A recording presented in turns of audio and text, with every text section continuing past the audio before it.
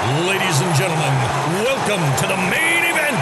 Introducing Carissa Green Industries. Let's get ready to launch!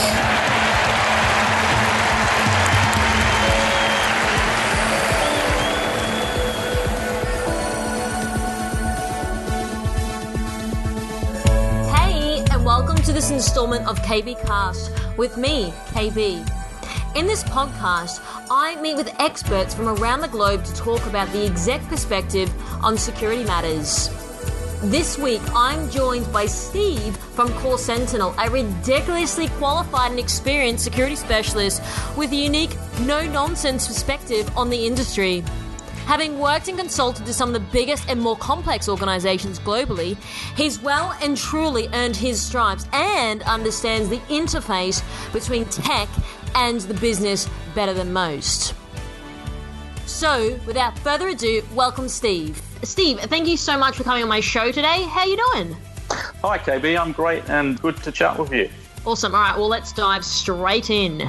Steve, can you walk me through your journey, where you started and where you are today?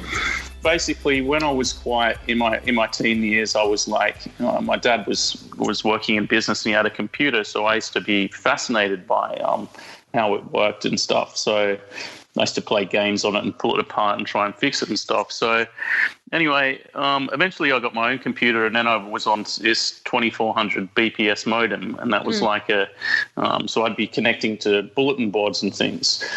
So this was well before the internet, and basically you would just dial up over a 56 modem. Basically, the way it would work is you would just dial up and you would, upload and download information, and you'd be able to get software, various different tools and test stuff. And I was just really into testing different software tools and different protocols like Z modem and all that sort of stuff. Anyway, what happened was the internet came in and all of that basically got tombstoned. It was finished. So when the internet came in, it was all of a sudden, the bulletin boards were finished. So basically what we had was people connecting to the internet, and it was just like one big Windows net BIOS share. So people were connecting, and you were able to just literally connect straight onto everyone else on the internet. So there was no real security going on at all. You're able to print to their printers, download their files. And this isn't just, people locally. It was people all over the world. I mean, I'm talking about the whole Sydney CBD. There was power companies. There was, recruitment agents, law firms, everyone. The whole kit and caboodle was all completely wide open. Now, at this time, if you were to say to someone what a firewall was, or even mention a firewall, they would probably think people had no idea what you were talking about. Yeah, got you. So it was like a new phrase back then. This continued on for quite a while, and people were just using the internet, because they enjoyed it or because they were doing commerce on it and things like that. There was no SSL on any of the websites you would go and visit, so everything you were typing into forms and stuff was just completely compromised. Still is to quite a bit of an extent. And this went on, and eventually we came to the point with the early 2000s. So I remember I was on one of the people invited onto the Google Gmail trial. So it was an invite-only thing at the time, but basically they weren't even using SSL, and I don't think they even started using SSL until around 2006 or something around that time. I don't know the exact year, but it was somewhere around then. And so, I've just had a fascination in how these things work and how technologies work, how data communications works, and all of that sort of thing for a long time. So I wanted to go into networking, and I was always fascinated into how to tweak things. So the reason I wanted to go into networking, there was hardly any security jobs, and I thought, well, if I'm going to go straight into school into this sort of stuff, then networking engineering, there's loads of jobs doing that. But I kept getting, because of my CV and the things on it, I kept getting tapped on the shoulder, and people kept coming to me and saying, well, we want you to do this job. And it was like, well, I was thinking more about doing something like that in the networking, because that's what I was applying for. So I was sort of disappointed to a certain extent, because not because I didn't want to do security stuff. Like, I love security, but because when you're actually going at something and you strive to achieve something, or you have a goal to go and do something, and someone's pulling you out and saying, no, we want you to do this, you sort of like, well, no, I want to do that. So it was sort of against the tide for me. I was sort of pulled into this profession based on my skill set from quite the very beginning, if you would say.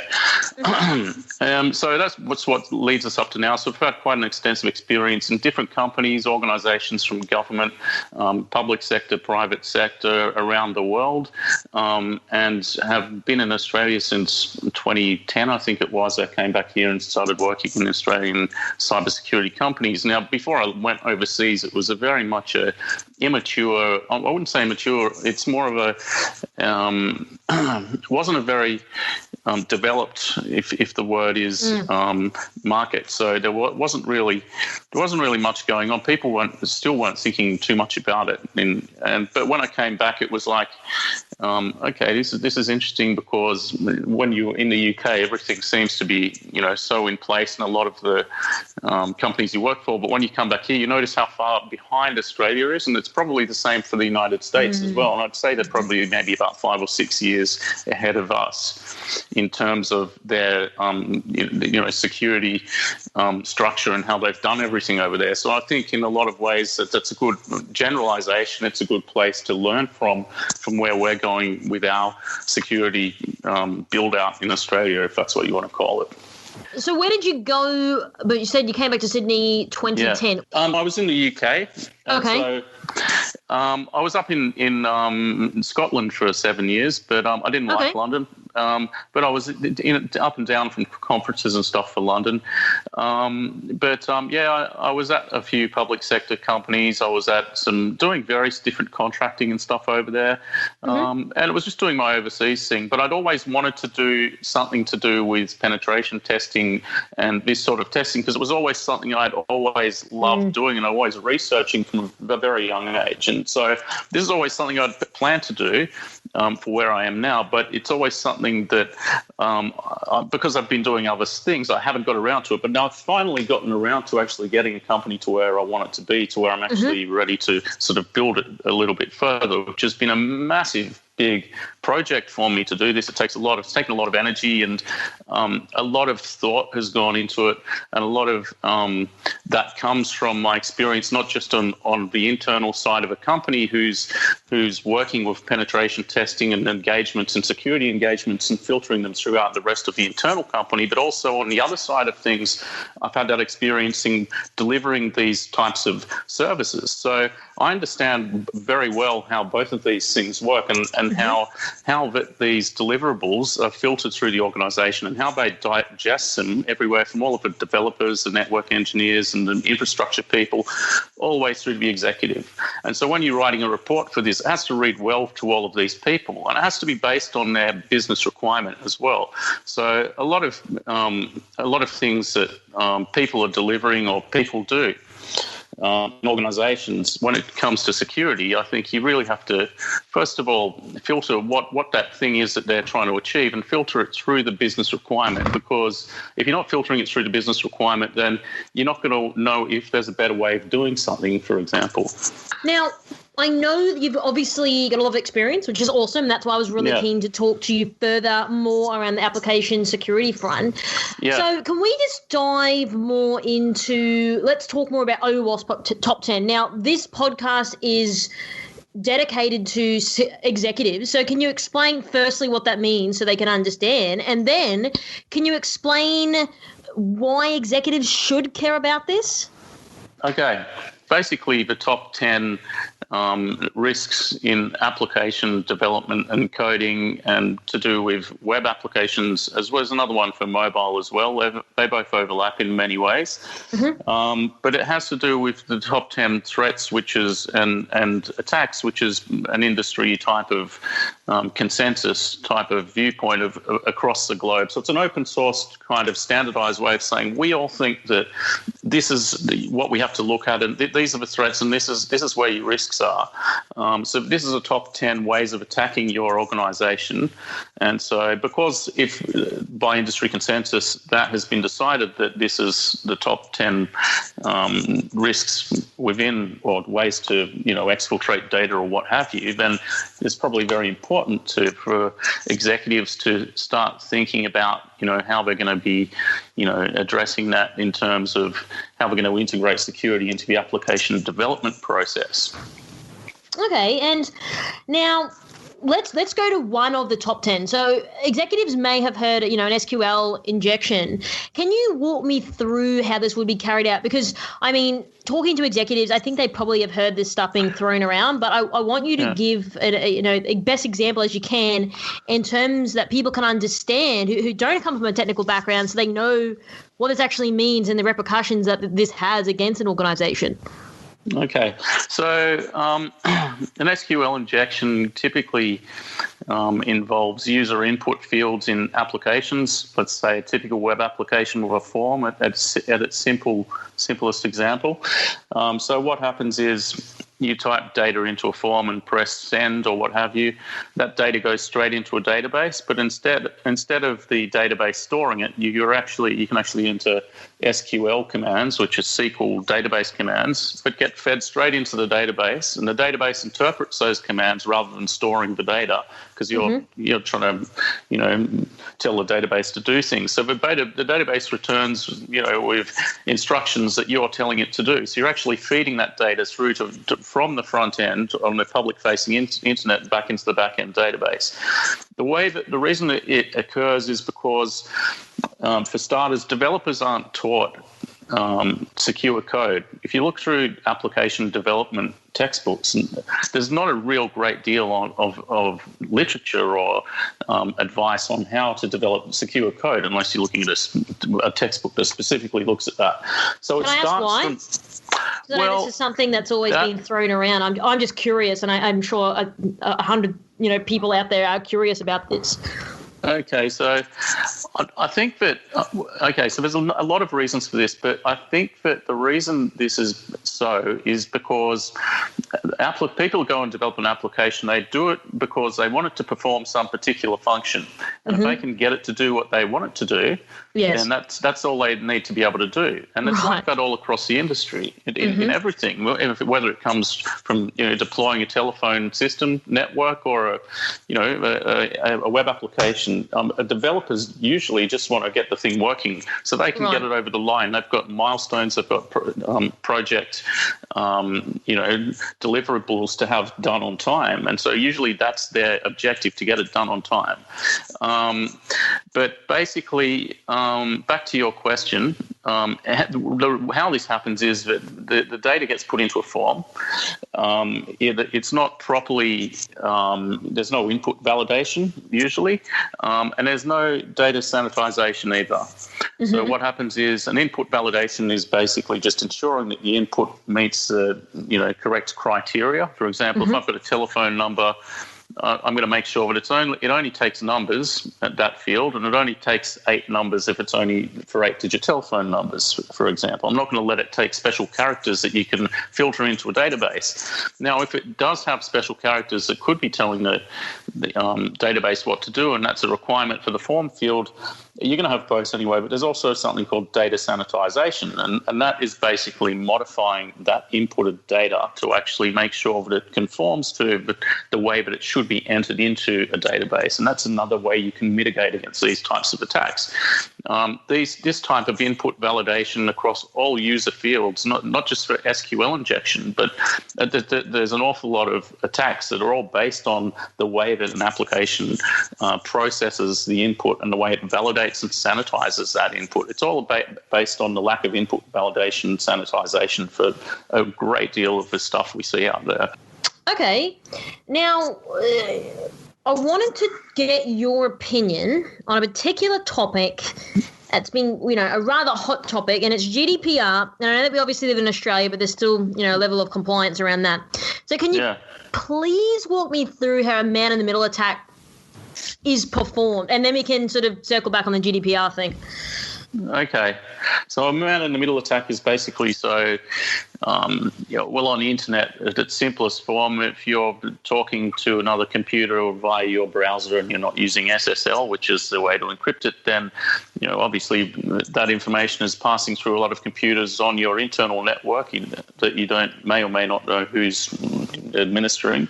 Then that goes out onto the internet. It passes through a whole lot of routers. Sometimes those routers can bounce in and outside of different countries before it even gets to the destination server that you're talking to. And a lot of the time, even in Australian companies, it's cheaper to host in the United States. So before it gets to the United States, you're bouncing around to, you could be going to Japan, China, Russia, and then the US. You never know what route that's going to take. It's like the least. It's the quickest path cost is usually the way routing works, and that's how the traffic arrives. So that's just the amount of different areas where people could be sniffing on, or any type of sensitive data, such as usernames and passwords, or your personally identifiable information and all that sort of stuff. So that's just at its simplest form in an SSL. Without SSL, and then you've got there's ways to intercept certificates if there's no certificate signing going on, and you can present a false certificate. So although there is SSL going on, you've terminated the connection, and you can sit in between it because you're sending the victim a false certificate, which isn't a real one because they didn't have a real one to begin with. So they get an error that says, "Oh, this certificate isn't valid," and they just press OK and they enter the wrong details. So. Right. Well, obviously, so what's your opinion with the GDPR? So obviously, intercepting, sensitive information. There's this whole thing malarkey going on around that. What's your opinion? I think it's it was like a bit of a launch. I don't know if it was actually. It was like everyone get ready for this, and then all of a sudden it was built right up, and there was lots of hype behind it, and then it all happened. It's a European thing anyway. Right. Yes. We're not in the European Union. No. A lot of companies aren't. So everyone was, like a lot of things in security, they get hyped up to a lot more than they should be. So when it eventually launched, now everyone's twiddling their thumbs going, well, what was all that all about? I personally don't think it's a big deal in Australia, at least anyway. I'm not even sure if it's that big a deal for this is just my opinion. I'm not working in European companies anymore because I don't have to work with their compliance, so luckily but I don't even think it just even a way to sort of make sure that everyone's in compliant of that sort of a thing that is just so enormous that it's almost unmanageable from that point of view as well. So it's a really I think it was just overblown, maybe because we're all on LinkedIn and we all get all this stuff on GDPR, but maybe it affects larger enterprises a lot more than it does like international businesses a lot more than it does most other businesses or something. But whatever it is, I think it was a little bit overblown. I don't think if in Australia at least, no one's going to be saying we need someone who can do compliance for our X, Y, or Z. There's much more important things than compliance. No, you're right, and I agree with you. I saw a lot of webinars and sign here and do this, and we got to learn more about it. I haven't really. People still do ask me about it, but I haven't seen as much hype as I had originally. It was like every post was like someone in security was like around that. So when you talk about the hype, do you think it was for more financial purposes that people were sort of trying to advertise this because, again, it's another wave, it's AI, it's machine learning, it's another hype thing that people thought that perhaps they could gain more funds out of this? Or there's a lot of stuff that goes on like that. I think there's a lot of it had to do with a lot of companies capitalizing off GDPR as a buzzword. It was a bit like when the privacy laws get changed. As soon as something like that happens, everyone goes, oh, look, the privacy laws are changing. Everyone come and buy our product because we'll make you more secure. Now, a lot of the times that, they're true and accurate, but they should be making a big fuss about these sort of things. But a lot of the times, and I think GDPR is a real classic example, is that sometimes it is taken a little bit over the top. Got you. So just on the back of that, what would your advice be to someone who probably doesn't really know, is getting bombarded with people around GDPR? What would your advice be to sort of acknowledge it, but then, they don't have to be sort of staying awake at night freaking out about it, considering it's not even our part of the world? Okay, so First of all, I'm not anti-GDPR. I think there's a lot of good privacy stuff in GDPR before I go any further with this conversation. So I'm not anti-GDPR. All I'm saying is that there's a lot more important things for us to be doing, especially in security, anyway, than doing stuff because GDPR tells us to do so. Now, this is a legislation, and legislation is often pushed through, which the way to align a legislation with a security framework is not really a simple thing to do. So, and a classic example is trying to say, well, we need to access the backdoor encryption for everything. You know what I mean? So, what's been going on? I mean, you can legislate something like that, but how do you do it? And you've got legislators who don't understand security, and people who don't want to. They're just dictating. Well, we need to have this done, and so you're going to have to figure out a way. And it's like there's a bit of a that people, the security industry appears to be getting stonewalled to a certain extent because it appears to be like law enforcement is their goals are more important than security.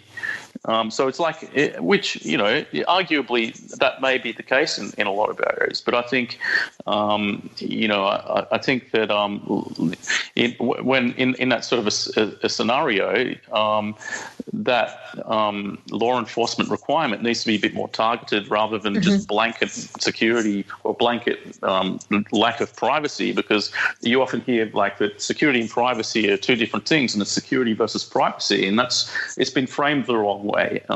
It's not at all security versus privacy.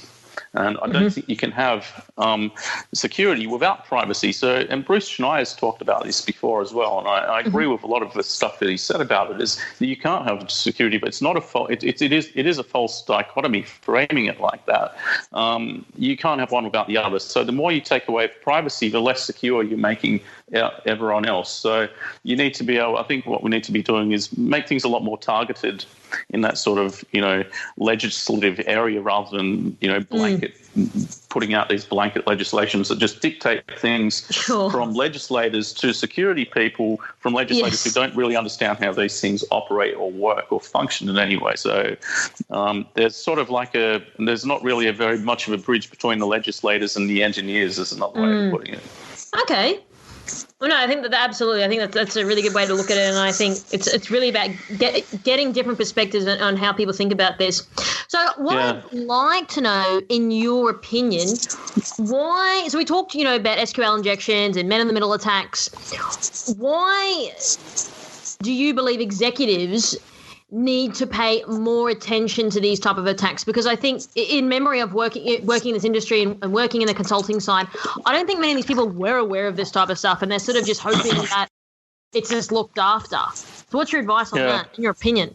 Okay, so I think the whole industry is in a bit of flux at the moment, and it's really hard to say. And every organisation is at a different stage. So some organisations are a lot more secure, a lot more mature in their security. Some of them are a lot less mature, and it's surprising because you've got to have an open mind, because you never know which are going to be the mature ones. You can take a good enough guess, but it's really amazing what you see out there.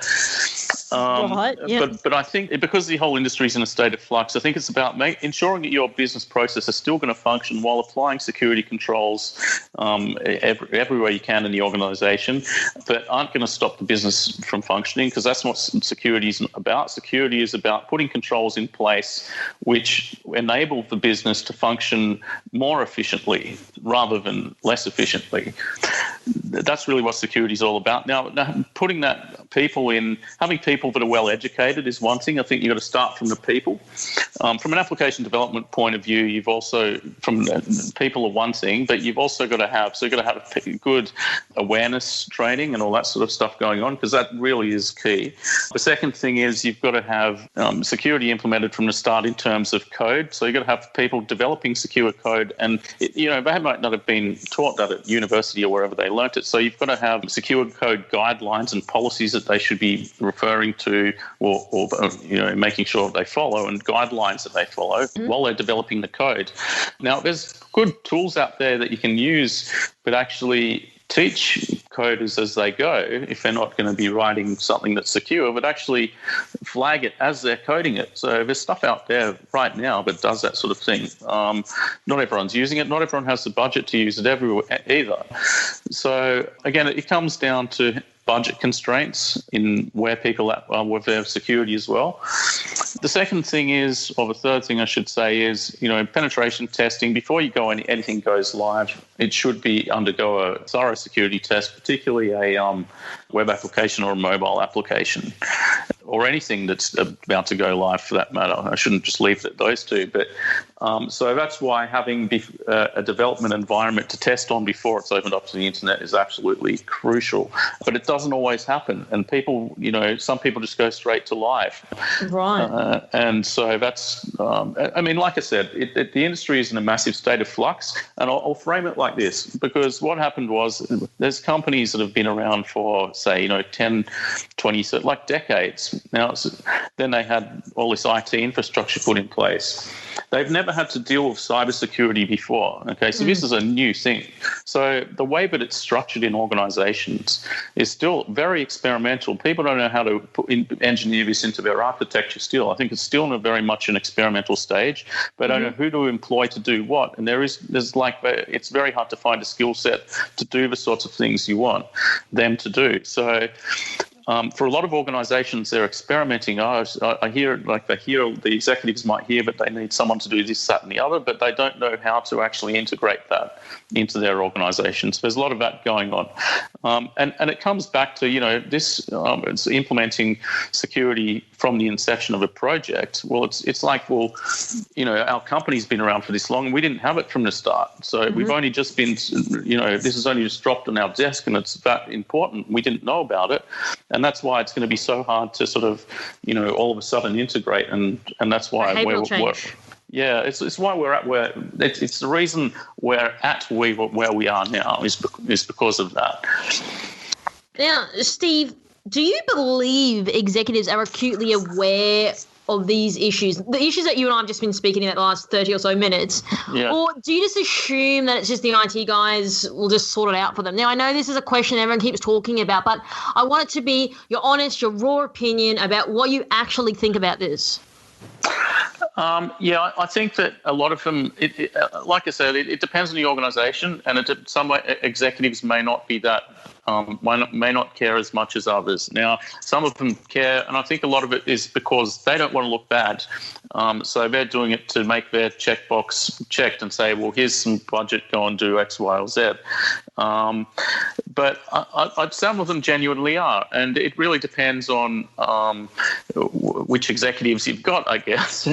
Right. But it's how would I answer this? I think that they're always going to be looking at the IT department to say, okay, this is all on you. But the security function is no longer part of the IT function so much. It's more of an integrated business crossover.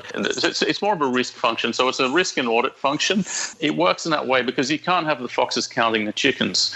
So I think what's happening with organizational structure is, and this is why some of these questions you ask me about security, in my opinions, are so all over the place, is because that's just the way the industry is right now. It's getting better, but it really depends on the organization you're in.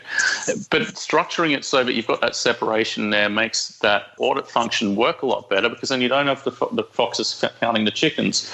This also happens from an executive point of view because you've got the CISO sitting next to the CIO.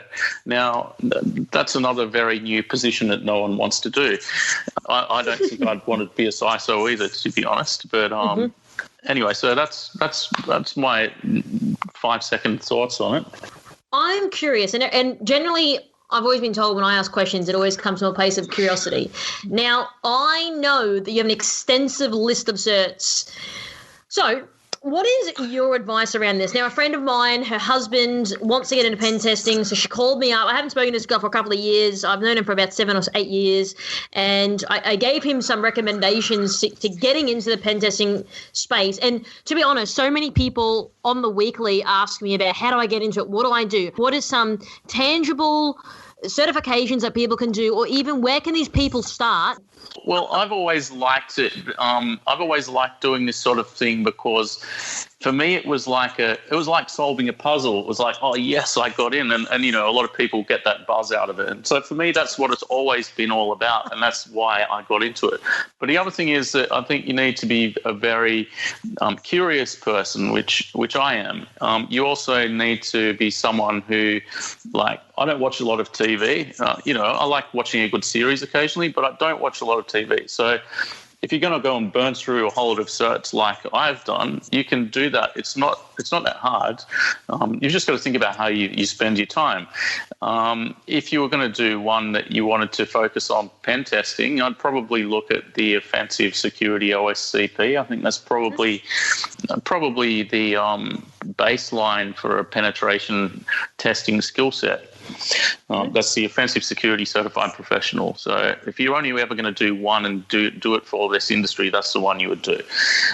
In terms of how other ways you would get into this industry, I think it really comes down to, you're really interested in doing this sort of stuff. You like learning. If you don't like learning, you're not going to be interested in this. Now, I'm the sort of person who gets bored very quickly if I'm doing the same thing. I have to be constantly like absorbing information. And in fact, if I'm not doing that, then I get bored very quickly. If you just want to come into this industry and think that I'm just going to have a job and then I'll be doing the 9-to-5 thing, it's not going to be the industry that you're going to expect, because it's a constant learning thing. Now, that might not be for you, and if it is, and if you love learning stuff and you like to know how things work and you like to know everything inside out, then it might work really well for you. Also, the just the technical side of things as well is probably one of the stronger sides you need to have. But that's not all, because you need to be very well written, because you need to be able to write reports that read well from the executive all the way down to everyone else who's going to be digesting them in an organisation. So if you're going to look at it as a profession, they're two different things. Now, for me, I find the technical part the easy part, and that's the fun part. And then you've got to write the report, and that's the other part. You don't like that part? I like it and I don't like it. So I like finishing them, writing them, but I do actually, to a certain extent, I take pride in what I do. So I like to make sure that it presents well, and we make sure that they're QA'd properly before they get sent out. And so that's the real part that you sort of go, if you're a technical person, you've got to do the reporting. It's part and parcel. It's like, again, you can't really sort of compartmentalize it. And I think a lot of people are thinking this industry, well, okay, we're going to try and compartmentalize the different parts of this engagement. And again, it becomes a bit more of a Chinese whispers type thing. So that the technical person isn't, writing the report. We're just saying, well, here's what I found, and then you've got a report writer. Now, that's not how generally it's done at the moment, but I have seen a lot of people talking about doing that sort of thing. But there's a massive disconnect there. Is that a fair assumption? Exactly. And this is the reason. This is one of the things I've identified with all of the engagements I've worked on, and on both sides, is the disconnect that's been going on in this area, that a lot of people are just technical. And because they're just technical, they're just doing technical engagement. They'd write a report and then they drop it on the desk of the customer, and the customer goes, okay, well, what do I do with this? You know what I mean? What does this mean? Yeah, exactly. And so when you're writing a report, you have to be writing that report for the customer and filtering it through their business requirements, because that's the most important thing. It needs to make sure it meets those business requirements, and you need to understand exactly what their risk is, what their risk appetite is, what their, ask them what do you see your risks are as, and what do we see your risks as based on the conversation we've had, and what is basically the risk profile in terms of, when we add all those things together, what are we going to focus on during this test? You know what I mean? So yeah, sure. A lot of consultation has to go into it. And so it's not just a technical thing. So it is a very complex piece of work. But I would start off doing technical stuff, because ultimately, if you're not going to be doing technical stuff, then you're not going to enjoy doing the rest of this sort of stuff. So sure, no, absolutely. That's interesting you say that. The pen testers I've ever worked beside, they'd obviously do the report. I'd help present it, because they're like, look, we need you. You like people, and we don't really like humans that much. So yeah, but that's interesting, because I agree with you. I think getting someone else to write the report when, one, they didn't do the test, definitely would be to see a massive disconnect there. So I haven't seen a lot of that, but that's interesting. Yeah. So now, speaking about all this pen testing stuff, now there's a lot of pen testing companies out there. There's some bigger firms, smaller players, medium-sized players. Now, how should companies hire a pen testing firm, and what questions should they be asking, and what things should people be looking out for when going to market to find a firm to do this type of work? Okay, so I think you may need to be looking at what's the primary function of this organisation that we're looking at, because a lot of go-to organisations might offer this as a service, but that's not their specialisation. And they might offer other services as well, and they might be security related, or they might just be offering this service, and usually often it happens because they're reselling someone else's service. So one thing to look for, is this a specialisation that the company's doing, or is this just one of the many things they're doing? So we do it as a specialisation, for example. The other thing to look at is what is the experience and the qualifications of the person who's doing this? And people go, certification, this, that, and that, and, they don't mean anything. Well, I had that attitude before, but basically the customer likes to see that. And we're doing this for the customer. The customer that sees all these certifications, they're going to go, well, that's what I want to see. For me, it wasn't just a learning experience doing the certs I've got. It's also comes from my interest in stuff, but it's also for the customer, it's what they want. So it's also a good thing to look for, and it's a good indicator. Another thing to look for is things I would look out, just, making sure that the tester has good experience and qualification in the industry in doing this, making sure I would definitely go for a specialist organisation rather than the one-size-fits-all security company. The reason I say that is because... Sorry. Just to interject, sorry to cut you off. When you say specialist, so do you mean specialising in web apps, specialising in, iOS, Android? Is that what you mean? Or do you mean more just a pen testing firm that only does this and is not like a security shop? If it's doing security testing, right? So it's that audit function. And the reason I say that is because when you have that specialization, then you become a lot better at doing that certain sort of thing rather than just this watered down a little offering that you're reselling, or you've got one person that does that one day and does 10 other things the same day. So, yep.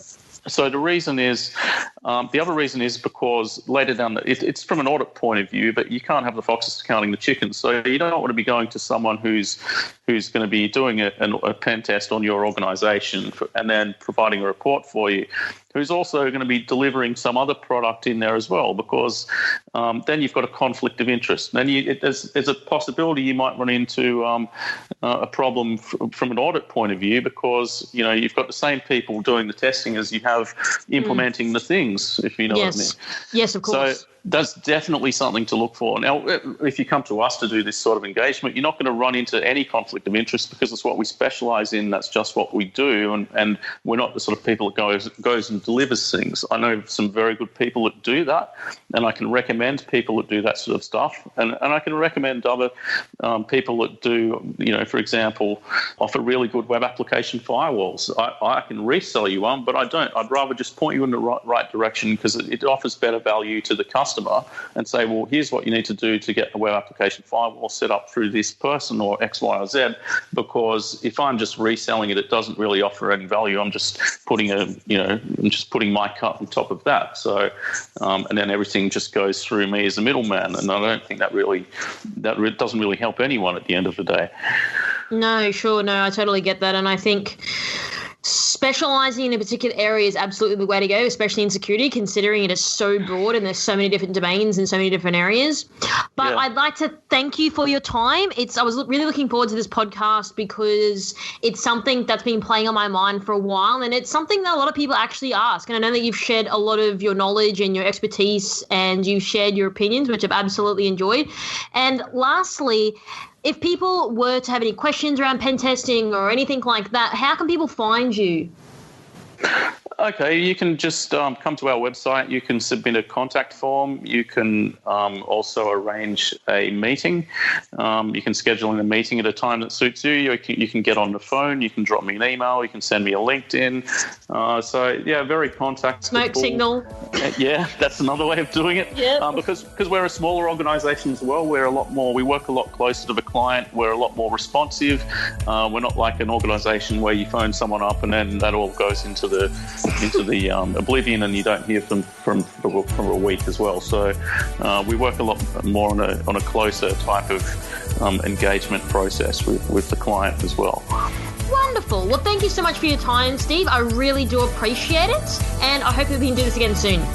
Thanks, KB. Cheers. Thanks again for joining us. I hope you got some insights from this episode of KB Cast with me, KB. Don't forget to subscribe on iTunes, Stitcher, or Google Play to get every new episode as it's released. And as always, show notes are available from kbcast.com for every single episode. We're building a community, so always love to get feedback, ideas, or questions on hello@kbcast.com. Keep on keeping on.